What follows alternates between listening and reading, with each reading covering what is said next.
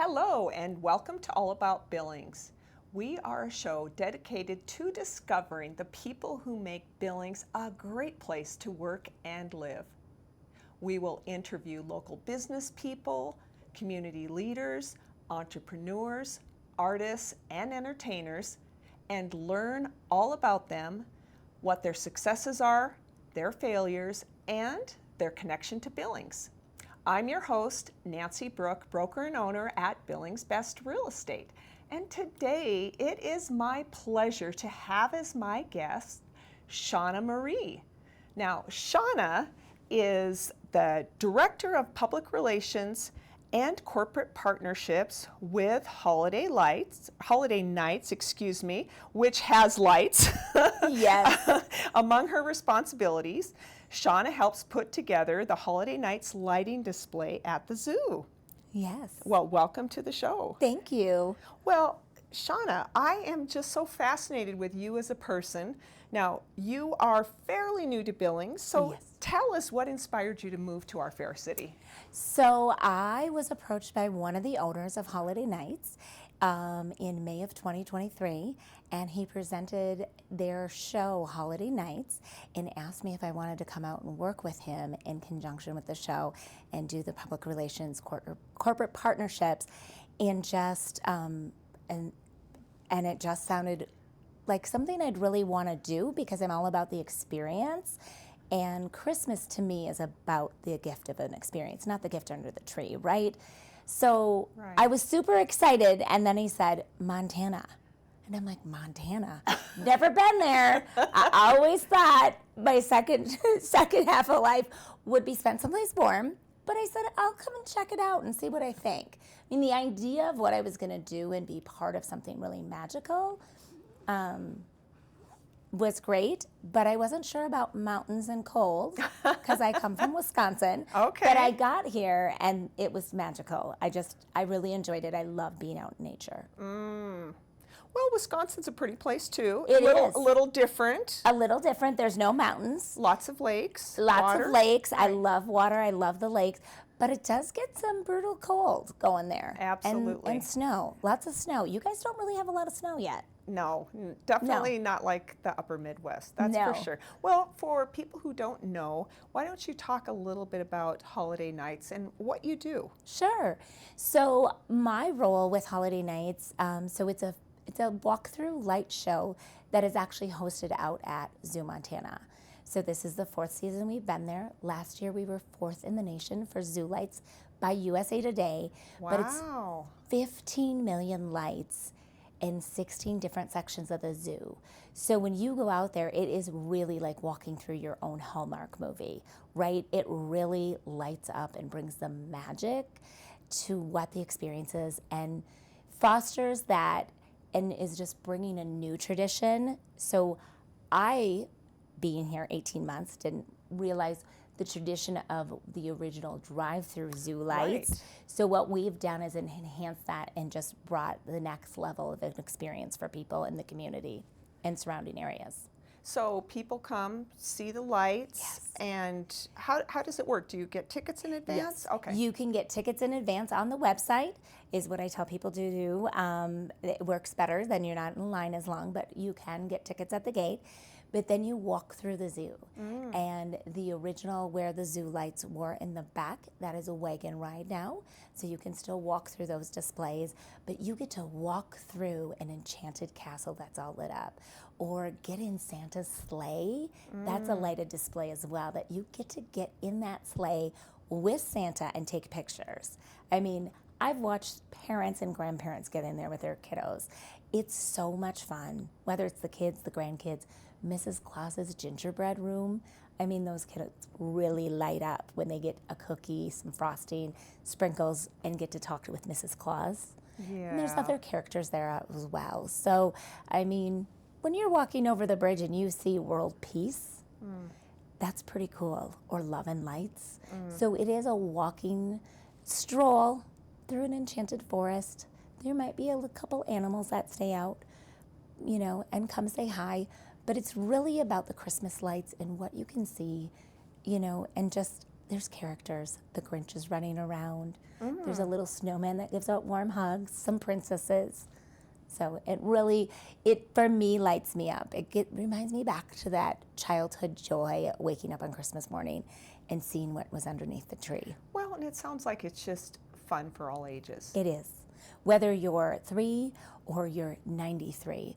We had a couple out there, I think it was their 50th or 55th wedding anniversary. They rented a s'more tent. They had a photographer come out. They made s'mores together. I got to see the pictures. Wow, what an experience. Yeah, that's really fun. Well, so what inspired you to take this job? What's your background in general? So I come This is from a a unique background. role. I That's know. why I asked, I because know. it's like, well, do you want to Yeah. do this with the Yeah. holiday light show? It's like, what? So my background, I grew up. My parents had a outdoor amphitheater, so a concert venue, a campground, a bar, restaurant, and so I watched them in different things of entertaining and customer service, and really watching all of that was about an experience, right? If you go to an outdoor concert, right, it's an experience. It's not the same as going to the Metro, right? Right. Which is great as well. But if you can go outside and create an experience for somebody. So for me, as a massage therapist as well, I don't practice massage here in Montana, but I want to go ahead and make sure that people have that amazing joy, that great experience, something that lights them up. You never know what somebody's going through, but when you can give them something to go ahead and bring them that happy, show them there's something about an experience. Like I said, a gift, anybody can unwrap something. You can only wear that shirt for so long, or that toy might not be something they want later. But I think for me, it was just, I know as a child, we worked really hard during the summer months, and then we got to go on vacations and do all these different things with our parents. And I still think of some of those trips and the memories we made. And all these years later, that's the thing that really touches my heart and fills me up. So for this job, with all of that, I get to now do that and watch the joy in others. So it just seemed like a natural fit. Yeah. It was, because I'm more about the experience. I tried working at a corporate job for a while. It lasted about 4.5 years back in my early 20s. That's not bad. It wasn't bad. But I'm like, there's got to be something more. I want to do something that adds value. So how do you define adding value? I would say added value when you can take somebody and you see them and you can just see, on the street when you're walking past them and you could just tell they're like deep in thought, or maybe they don't look very happy. They got a frown on their face, or they're walking just with a vengeance, like they're just distracted, right?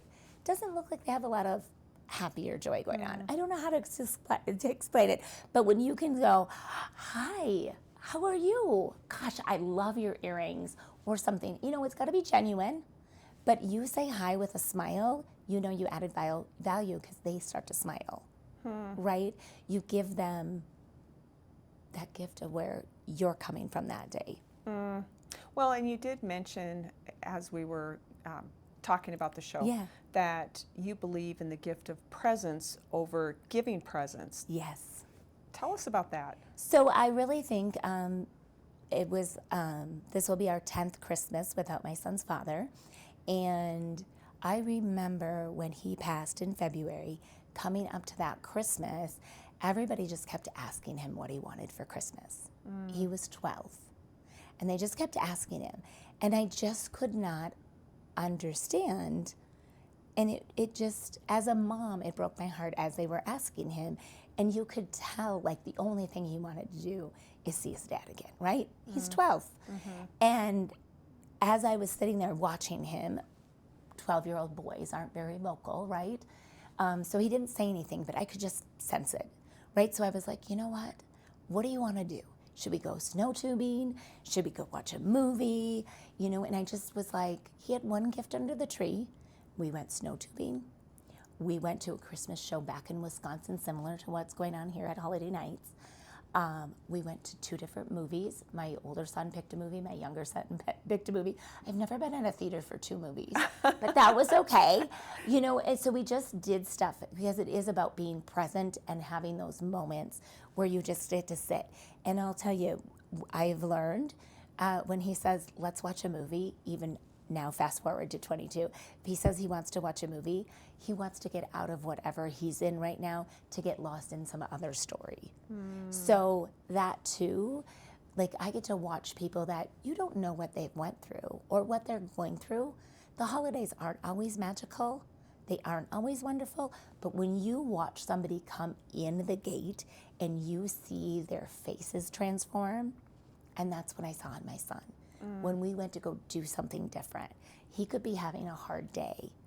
We could go to play hockey, and that was his gift. He loved playing sports. You get there, it changes, right?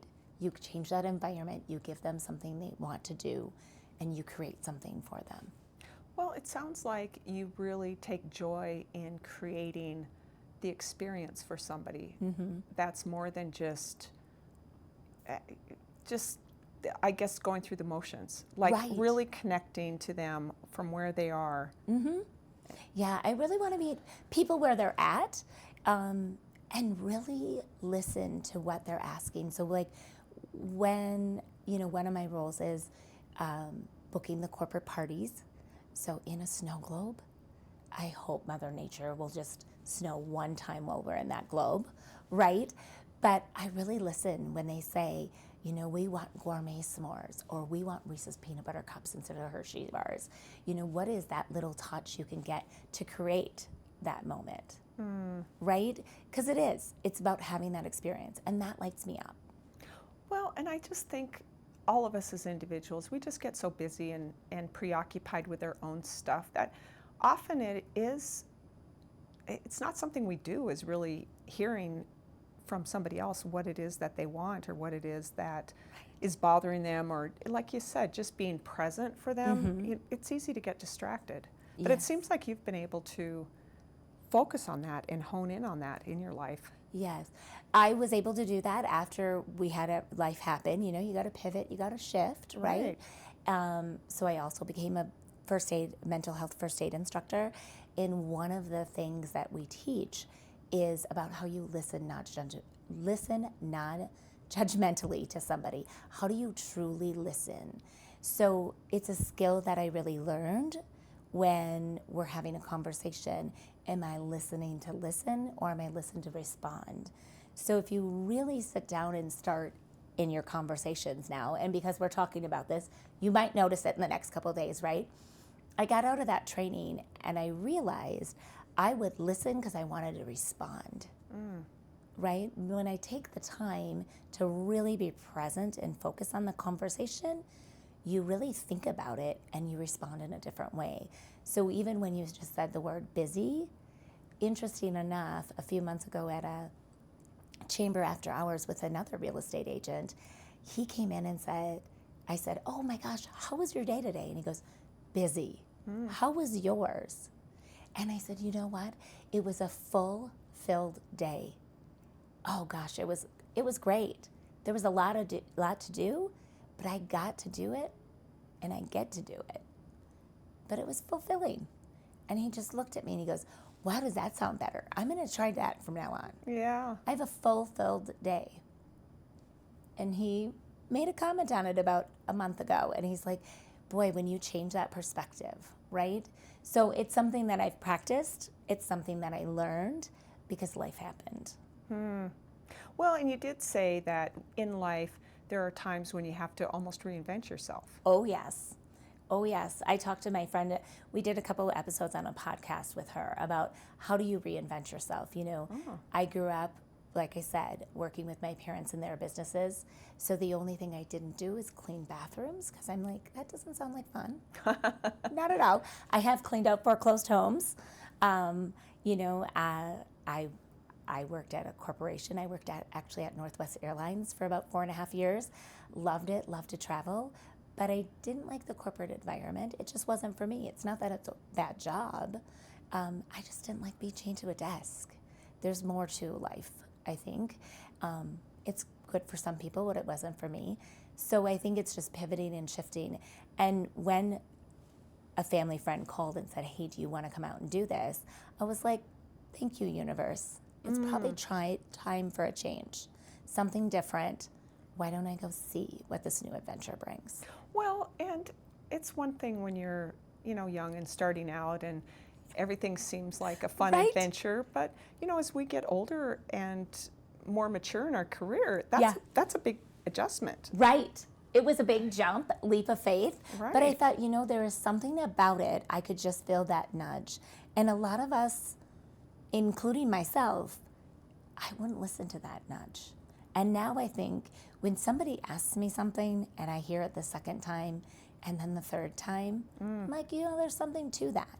So it was interesting when somebody said, I could see you over by the mountains. And I was like, yeah, I don't know. Just randomly? Yeah, this was just randomly 2 years ago. And I'm like, yeah, no, I can't see myself doing that. I want to go to a beach. I want some flip-flops and some sun. And they're like, well, you just never know. And I'm like, I'll go visit. I'll go hiking. I'll go have fun and enjoy. But I'm not sure about that. And here I am.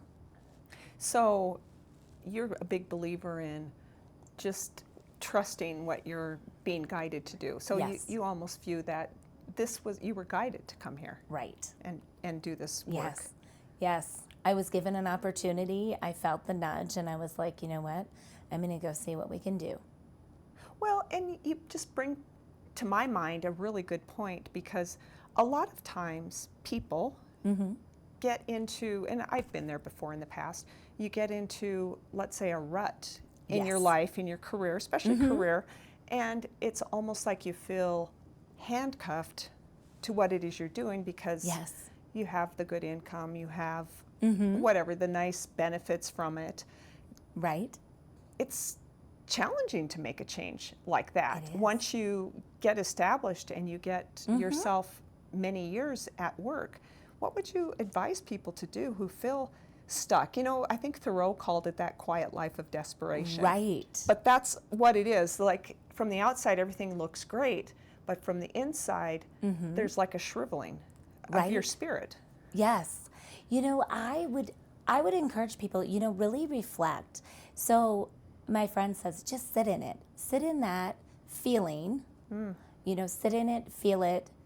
If it makes you sad, mad, if you got tears, remember when you had the joy and the laughter, go back to that childhood. You were laughing as a free spirit before you got that outside voice telling you, you needed to get that job. You need to have insurance. You need to get married. You have to have kids.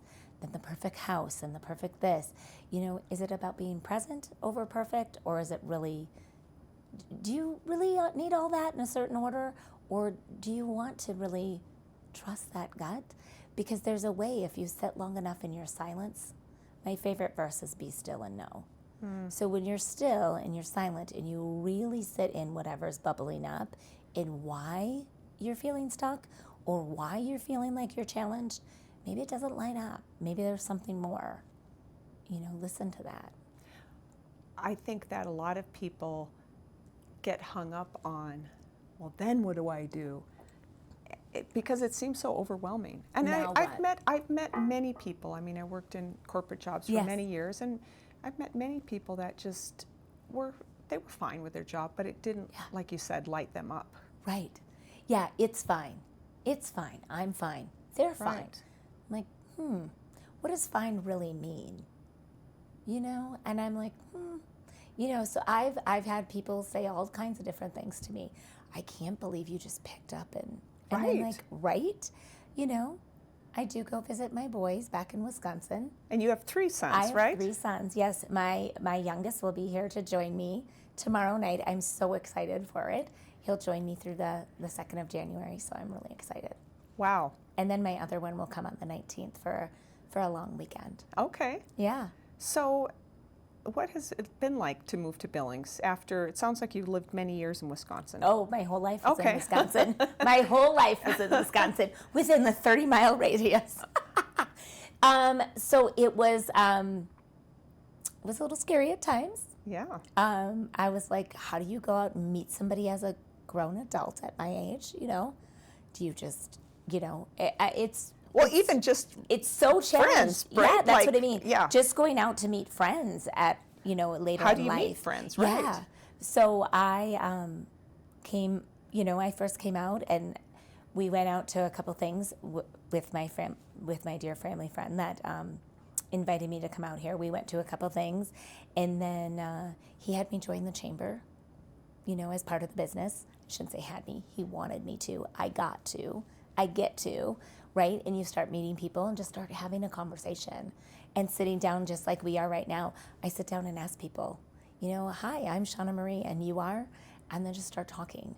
It's really about connecting with somebody. So years ago, I read the book, Everyone Communicates, Few Connect by John Maxwell. And I just thought about that book, and I just thought, okay, you just got to start sitting down and talking because you don't have school. I didn't have a kid in sports, right? You just start talking to people. And you're coming out alone. Yes. You don't have, go out by the yourself. kids No, that you can that's what I meet mean. people at school. No, Right. No, you just go out and start doing stuff by yourself. And I think it was last year. Somebody said, "What are you doing for New Year's Eve?" And I said, "You know what? I'm not sure." And somebody else was like, "Well, gosh, I can't go anywhere alone. I need a date." And I'm like, "Date yourself. Go out and date yourself." So I joined some friends by myself and just had a good time, right? Because if you can do that, you'll meet somebody else if you just smile and say hi. Yeah. Well, that is true. Yeah.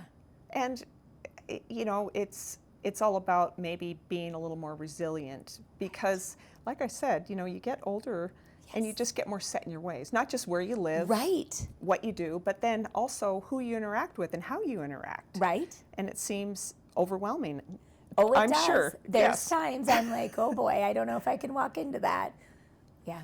Well, you mentioned that you believe, and I'm going to read this, how you start your day matters. Yes. And you say that I get to basically make it amazing instead of just a to-do list. Right.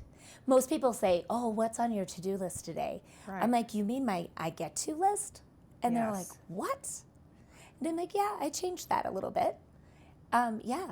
So I get to get up and I got to come here, right? What do you get to do each day? Yeah, there's some things that aren't that fun, right? If you have to go and do the laundry or you're doing dishes or whatever, but if you get to go do something that lights you up. So, I say movement is medicine, so I get to get up and I am lucky enough to get up, move around, do some movement. Most people say exercise or go to the gym. Like it's just your movement. I go out and move my body, get moving, have my cup of water, then have my cup of coffee, and, read a journal, might be a couple pages out of a book, a daily devotional, but what do you get to do? Mm-hmm. It's just changing that thought process. Instead of waking up like, oh, I need to call these 5 people. This is on my to-do list. Right. I need to figure out this contract or whatever it is Right. on your I list. get to call these people back. I Yeah. get to see what they want to do for their party. Yeah. I get to see if the Girl Scouts are going to be able to come out. That date works for them. Well, that's really a mind shift. And you also mentioned basically just your attitude about life Right. makes a huge difference. Oh, it does. I think when you have somebody suddenly, all of a sudden you just wake up and somebody's suddenly gone, right? Just that quick, right? I think you realize what a gift each day is. Right. Well, And you can, you can't go back. you can't that's bring the anybody thing. back. Yeah. So I've really, probably about 6 months in, I told my son, you know what? You are going to honor your dad by living with the joy that he himself could not find. So we either get to be bummed for the rest of our life. It's not that we don't miss him. Right. It's not that you don't miss the person, right? It's not that you don't go through all the stages, but there's still joy to be had and still keep them tucked in your heart. It's really trying to create, I guess, that joy and magic in your life, regardless of the outside circumstances, but so often those outside circumstances just grab you by the neck and pull you in. Right, they do. And my dear friend Cara always says, be bummed for a moment, not a month. And I bet you for those first 6 months, I would wake up every morning to just an amazing short, sometimes it was 3 words, sometimes it was 20, but something in the morning that just inspired me. And I was like, all right. So when I go out, there's people that will be like, do you ever have a bad day? And I'm like, oh yeah, I have those moments that bring me to my knees with tears, right? Because I'm human. Of course I'm gonna have those. But again, bum for a moment, not for a month. And we get to decide. Yeah. We all have it. Right. So what would you recommend if somebody's in, let's say, a funk? In a I'm not talking, like Yeah. clinically depressed, Right. but just sort of Oh things my aren't great, and like the person Yeah. you talked to who said, Yeah. how's your life? Busy. I Yeah. mean, not that anything's Right. terrible, but it's No. just not inspiring. It doesn't feel good to get up in the morning. It feels like a job just to live. Right. So that's the other thing I teach when I teach mental health first aid. It's encouraging self-help and other support strategies. Again, you don't have to be in the clinical. It's just, what are you doing, right? So, I mean, for me, personally, I go get lost in nature, forest bathing. Some people look at me and go, you do what? And I'm like, okay, let's figure out what that means. So Japanese forest bathing just means that you're gonna go out and you're gonna be underneath the canopy of the trees and in nature. So you guys got great spots to go out, Yes. right? Norm's Island. Right. I mean, if I'm having that day that I need to reset, I go walk around there for a while. There is a lot of places you can go, or go get you can't this time of year, it would be too chilly. But do you know how many times I just put a swimsuit on and sat in the Yellowstone River? Wow. Okay. And just played with the rocks? Right. Because the rocks will ground you. Uh-huh. Take off your socks and shoes, walk through the dirt. And in the winter months, get a bag of soil, potting soil, play in the dirt. Because when you can ground yourself back into Mother Nature, back into the dirt, back into the earth, and get out in the fresh air, it really can help. Now, if nature's not your thing, there's got to be something, right? Right. Whether it's even cooking or sunshine just helps. sunshine. I mean, Oh if you my get gosh. out and go for a walk in the middle of the day, that sunshine can that reinvigorate sunshine you. is amazing. And when it's too cold, I love getting in an infrared sauna. That is amazing. That's you get in the true. heat. Or I have an amethyst biomat. Some people don't know what that is either. But I have an amethyst biomat. I have red light therapy. I do the infrared sauna. I go get outside. Most of the Yeah. time it's just being outside. Because even if you can get outside and close your eyes and let the sun hit your face for 10 minutes, that can just change. Oh, yeah, that's so true. Well, before we wrap up here, I Sure. want to make sure where people should go to find out more about Holiday Nights. Sure. It's holiday-nights.com. There's a schedule there. You can follow us on Facebook, Instagram, or TikTok. There's some great content out there. I mean, if you are like me and you think, gosh, that person has everything, what can I give them? It's the gift of an experience. I mean, what better than, I'm hoping my 22-year-old will still hold my hand as we walk in there in the lights, or just, want to sit in Santa's sleigh with me. I don't know if he will, but those are the things. So holiday-nights.com. Well, thank you so much, Shawnah, for being Yes. here. It's been a pleasure getting to know you. You've made me feel lighter just with your presence. And everybody, thank you so much for watching the show, and we hope to see you next time on All About Billings.